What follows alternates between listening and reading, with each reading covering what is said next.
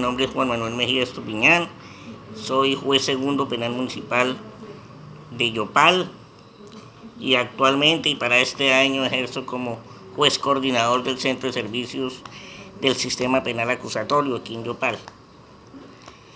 Bueno, ante tu pregunta y que sé que le inquieta a la comunidad entera, pues tenemos que partir desde lo más sencillo, que es que en el año 2004 se hizo una reforma al sistema procesal penal en Colombia. Para esa reforma, que es la que se conoce como el sistema penal acusatorio, se tuvo que reformar la Constitución política en 3 artículos. El artículo 116, el artículo 250 y el artículo 251. Y esta reforma se hizo mediante el Acto Legislativo 03 del 2002, que implementó el sistema penal acusatorio. ¿En qué consiste el sistema penal acusatorio? El sistema penal acusatorio consiste en diferenciar los roles de las partes en el proceso penal. Una fiscalía para investigar y acusar, una defensa para oponerse a lo que diga la fiscalía, y se creó un juez imparcial que se llama el juez de control de garantías. ¿Qué hace este juez?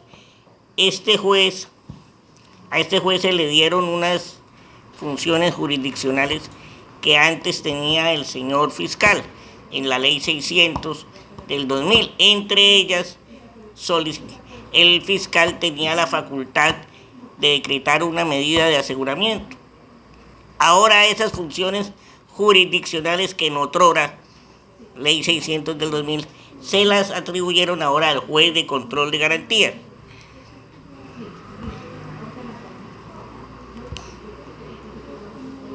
Este sistema penal acusatorio, para algunos manifestaron algunos sectores que Colombia no estaba preparado para que se implementara este nuevo sistema, que es netamente adversarial.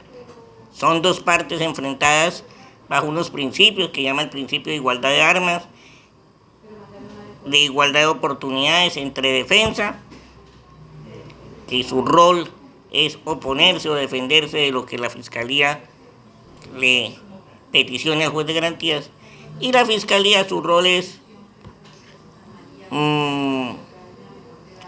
investigar y acusar. En cuanto a las capturas, en Colombia hay tres formas de privar de ese derecho tan fundamental a una persona.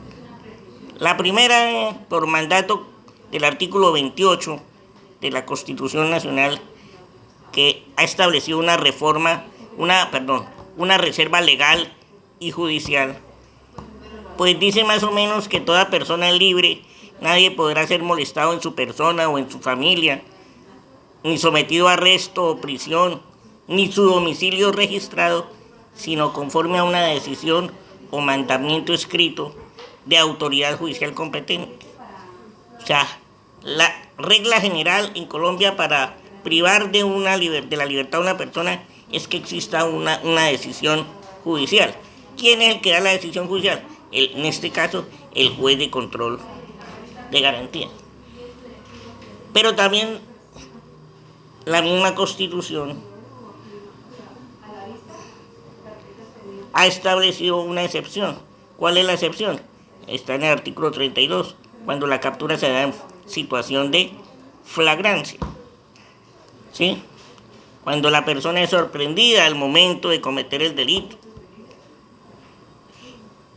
Esa teoría de la flagrancia está establecida en el artículo 301 de la ley 906 de 2004. Hay varias formas de darse la flagrancia. En el numeral primero está la flagrancia propiamente dicha. La persona es aprehendida y capturada en el momento de cometer el delito. Como quien dice, con las manos en la masa. Esa es la flagrancia propiamente dicha. El numeral segundo trae la cuasiflagrancia. ¿Qué es la cuasiflagrancia?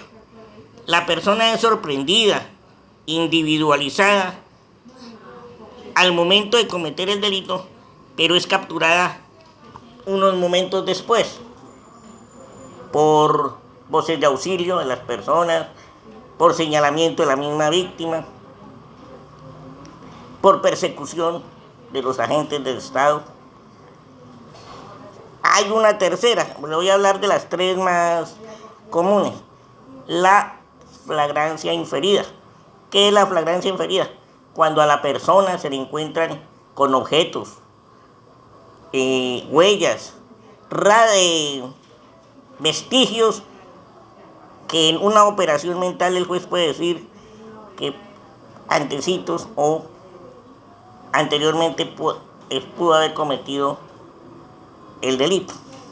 Esas son las tres formas entre otras, de las capturas, pero son las más comunes de la captura en flagrancia.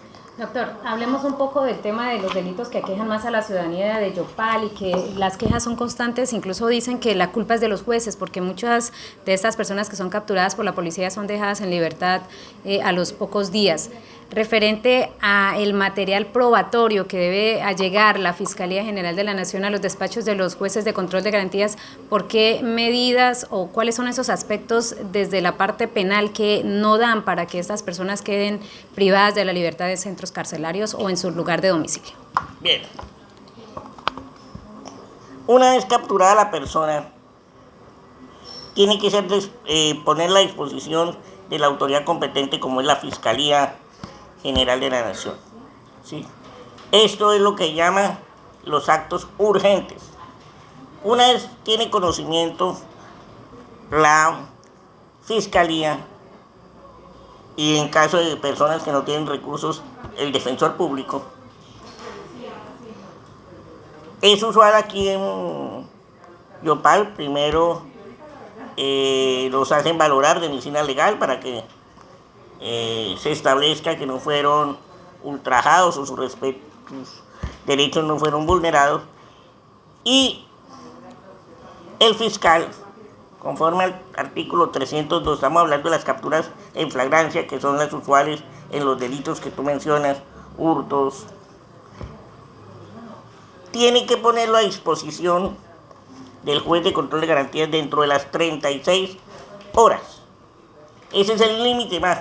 No es que tenga, esa es la hora 36, es lo máximo que tienen el fiscal para presentar ante el juez de control de garantías a la persona capturada. En ese interregno de las 36 horas es lo que se denominan los actos urgentes. Se tiene que individualizar a la persona para que no se cometa errores, que sea la misma persona que fuera capturada, que repose, que tenga un cupo numérico, su cédula. Esa es la plena identidad. ¿Sí? También tienen que investigar si tienen antecedentes, si la persona tiene antecedentes penales o no. Tomar las respectivas entrevistas, si hay en el lugar de los hechos hubo testigos, o las declaraciones de la víctima, o la denuncia. Una vez se recolectan, se presentan ante el juez de control de garantías el señor fiscal con su capturado y la defensa. Lo primero que se hacen esas audiencias son 3 audiencias en una, es lo que llama el combo, audiencias concentradas. Se le legaliza la captura.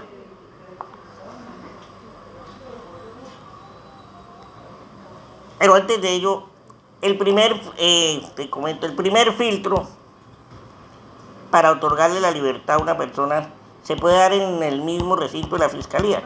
Si la fiscalía ve que esa persona no tiene antecedentes penales, que es probable que comparezca al proceso, se le hace firmar un acta de compromiso de asistir a los llamados de la justicia y el mismo fiscal le puede dar la libertad sin judicializarlo ante juez de control de garantía. Pero él hace un análisis pues minucioso de que esta persona sí vaya a cumplir ese compromiso. Pero cuando ya de esos de ese material probatorio ve que esa persona tiene antecedentes y que es muy probable que se le da la libertad y pues acude ante el juez de garantías. Se legaliza la captura. ¿Sí? Pueden suceder varias cosas. Que se denuncie por parte de la defensa y que se demuestre que los agentes del Estado le vulneraron los derechos a esa persona, lo que haría con el traste de la legalización de captura por no haberse respetado el artículo 303, que es una serie de derechos, porque una vez la persona es capturada queda por cuenta del Estado y el Estado le está prohibido someter a una persona, por más delincuente que sea, por más antecedentes, anotaciones que tiene, es una persona, es un sujeto de derechos. Y esto haría el traste con una legalización de captura. ¿Y cuál es la consecuencia de declarar ilegal una captura? La libertad inmediata de la persona. ¿Sí? Cuénteme. Doctor, respecto al tema de material probatorio, el juez de control de garantías, ¿cómo valora? O sea, ¿qué valor le da para poder aceptar estas pruebas? Buena pregunta. La ley 906 de 2004, el Código Procedimiento Penal, para audiencias preliminares, no de juicio, nos indica que el grado de conocimiento que tienen que tener para tomar una decisión en audiencias de garantías es una inferencia razonable. ¿Qué es una inferencia razonable? Es una conclusión lógica de que la persona puede ser el autor de ese delito. Y esa inferencia, ¿de dónde se deduce? Del material probatorio que la Fiscalía presente. ¿Qué? Una entrevista, la denuncia de la víctima, un reconocimiento fotográfico. Todo eso nos hace inferir que sí la persona puede ser el autor de ese delito. ¿Sí? ¿Qué es una inferencia razonable? Una inferencia razonable es tan solo una posibilidad. Puede que sea como puede que sea. Pero para estas audiencias de control de garantías, ese conocimiento para poder afectar de la libertad de una persona es suficiente. Es suficiente tener esa inferencia de autoría. Cuestión que hay un principio que llaman el principio de progresividad, que a nivel que avanza el proceso, cuando vamos a acusar, ya ese grado de conocimiento tiene que ser más conclusivo. Ya para acusar a una persona se necesita probabilidad de verdad. Y un juez de conocimiento para condenar a una persona tiene que tener un conocimiento más allá de toda duda razonable. Pero en cuanto a jueces de garantías, audiencias preliminares que nosotros hacemos con ese conocimiento mínimo, es un conocimiento mínimo que hablamos, que es una inferencia razonable. Es suficiente capturar privar de la libertad a una persona con una medida de aseguramiento. Doctor, en el tema de hurto, al hablar de esto, el tema como del valor de las cosas hurtadas, ¿influye mucho en que una persona sea privada de la libertad?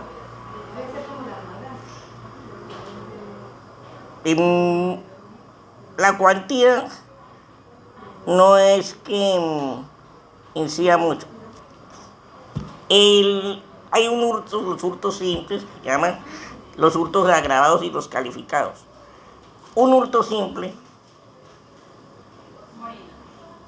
son penas que parten de 16 meses que no comportarían una medida de aseguramiento. para poder imponer una medida de aseguramiento, la pena mínima establecida en la ley para el delito, cual sea, tiene que partir, es ser o superar 4 años de prisión. ¿Sí? Por eso es que le llega a una persona, por ejemplo el fiscal, captura a una persona que se robó o hurtó en un autoservicio algunos elementos de aseo, eso sería un hurto agravado por ser en un establecimiento abierto al público. Pero al analizar el señor fiscal que una persona que no tiene antecedentes penales, que a lo mejor lo que hurtó lo hizo por necesidad, muchas razones, pues no pide medida de aseguramiento, ¿sí? Y es que el juez no puede, si no es a petición del fiscal, no puede de oficio imponerle una medida de aseguramiento, ¿sí? Es un acto de parte. ¿A quién le corresponde pedir eso? A la Fiscalía General de la Nación. Por eso a veces en una audiencia, si bien es cierto en el formato de la Fiscalía se dice legalización de captura en flagrancia, formulación de imputación y solicitud de medida de aseguramiento, ya cuando vamos a entrar a la tercera audiencia, que es de medida de aseguramiento, el señor fiscal dice: señor juez, una vez analizados los elementos materiales probatorios, vemos que la Fiscalía no tiene cómo demostrar los requisitos de la medida de aseguramiento. Retiro la audiencia. Doctor, y en el caso cuando la Fiscalía pide la medida de aseguramiento intramural o domiciliaria y el juez no la concede, ¿cuáles son esos aspectos que quizás la comunidad no desconoce y que son primordiales a la hora de que ustedes, jueces de control de garantías, digan se otorga o no se otorga esta medida? Bien, buena pregunta. Cuando un fiscal solicita la medida de aseguramiento, tiene que argumentarlo y probarlo. En el Código de Procedimiento Penal existen unos requisitos de carácter objetivo y subjetivo y constitucional para imponer una medida de aseguramiento. Tenemos que partir de la base, comunidad, de que la libertad es un derecho fundamental y que es la excepción. Privar de la libertad a una persona es la excepción. Es a lo último que se llega cuando no hay una alternativa posible de que esa persona quede en libertad. Por eso hay unos requisitos. El artículo 195 nos habla de un principio que llama el principio de la afirmación de la libertad. Para poder privar de la libertad a una persona tiene que ser proporcional, tiene que ser idónea y tiene que ser adecuada. Si no cumple con ese test de constitucionalidad, pues sería una privación de la libertad arbitraria, ¿sí? Dentro del test, como decía, tiene que cumplir unos requisitos. El primer requisito es el del artículo 308, digamos, de que exista la inferencia razonable, ¿sí? Porque si hay duda en la inferencia razonable, pues ahí terminaría toda la valoración. Al establecer un juez de garantías de que no existe una inferencia razonable que esa persona puede ser autor o partícipe del delito, pues hasta ahí ya no sería necesario ahondar en los otros requisitos. Por ejemplo, que la víctima dice que el que le hurtó se fue en una moto y que era gordito, que era blanquito, con unas características muy generales que si vamos por la calle acá del Palacio de Justicia, hay muchos gorditos y hay muchos blanquitos. Eso daría al traste con el primer requisito de la inferencia razonable.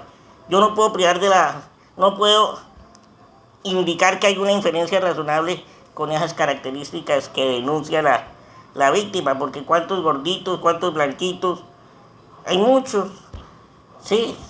No se identificó plenamente a esa persona que se dice fue la que le hurtó sus elementos, su patrimonio. Además de la inferencia razonable, se tienen que cumplir unos requisitos de índole constitucional. Están en el mismo artículo 308. ¿Cuáles son? Y esos son además principios, fines constitucionales. Que la privación de la libertad de la persona sirva para preservar la prueba. Que la privación de la libertad de la persona sirva para proteger a la comunidad y a las víctimas. Que la medida de aseguramiento sirva para asegurar la comparecencia del imputado al proceso y a la posible cumplimiento de una pena.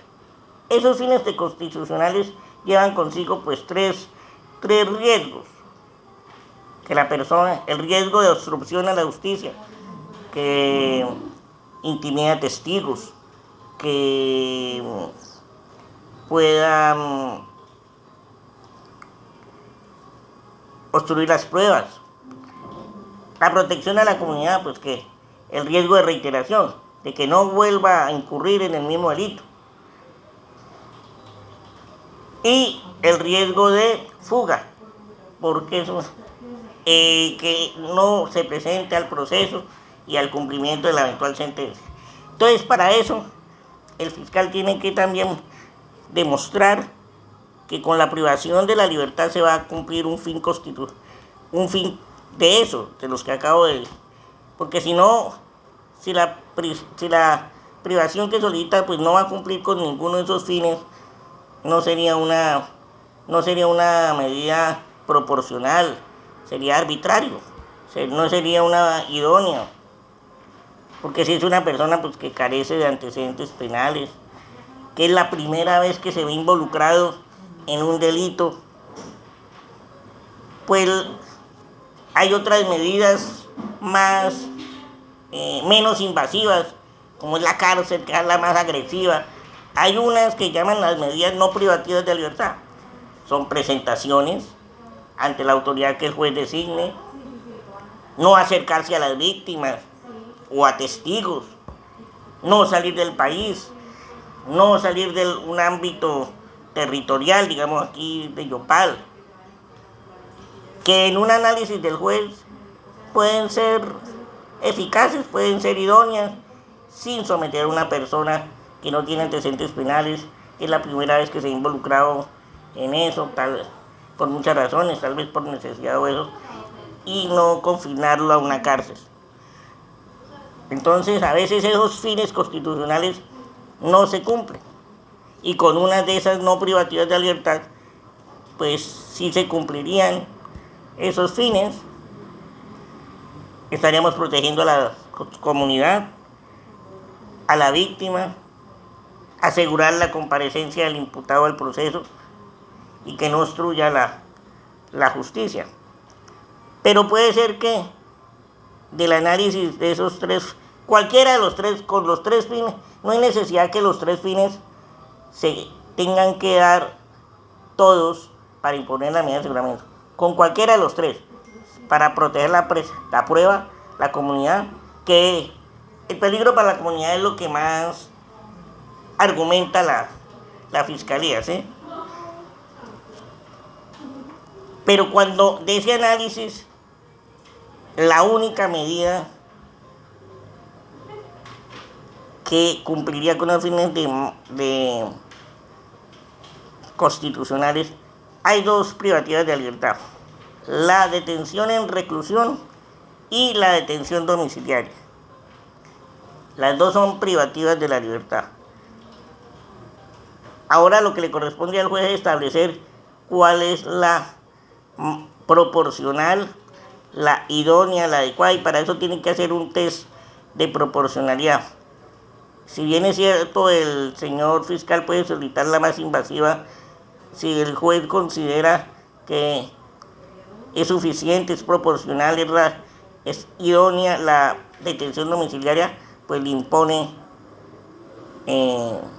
una domiciliaria. El juez no puede imponer una más grave que la que solicita el señor fiscal.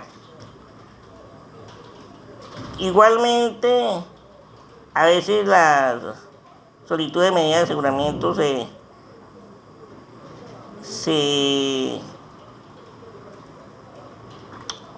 no se da,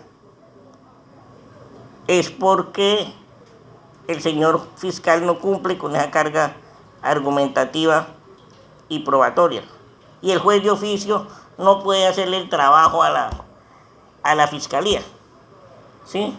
Si el fiscal no argumentó y demostró su dicho, lo que estaba diciendo, el juez de control de garantía no puede de oficio